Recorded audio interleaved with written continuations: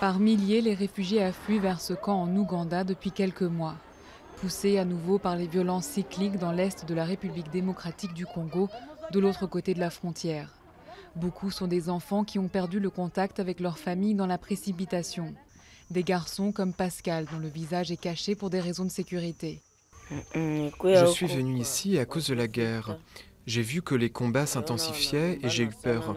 Alors je me suis enfui avec un groupe de garçons. L'est de la RDC est déchiré par des guerres depuis des décennies. Xavier, lui, n'a pas eu le temps de repasser par chez lui quand les violences ont éclaté récemment dans son village. J'étais à l'école quand ça a démarré. On a commencé à courir dans toutes les directions, avec les autres garçons, mais sans nos parents. On a trouvé un endroit sûr, mais toutes nos affaires ont été volées par les rebelles. Je ne sais pas où sont mes parents. Réunir des familles dispersées est un gros travail dans ce camp de près de 30 000 réfugiés qui s'étale sur 40 km². Mais une nouvelle application pour téléphone mobile facilite désormais le travail des ONG. Rapide FTR, pour famille, traçage et réunification, est une base de données contenant tous les signalements communiqués par les nouveaux arrivants au camp qui cherchent leurs proches.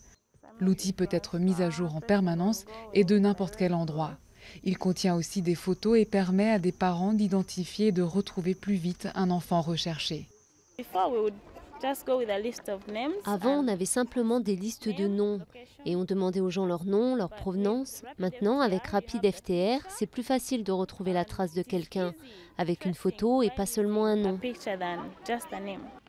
Beaucoup de réfugiés ont perdu leur maison et leur travail en fuyant leur pays. Ils ont désormais au moins un moyen rapide de retrouver leurs proches.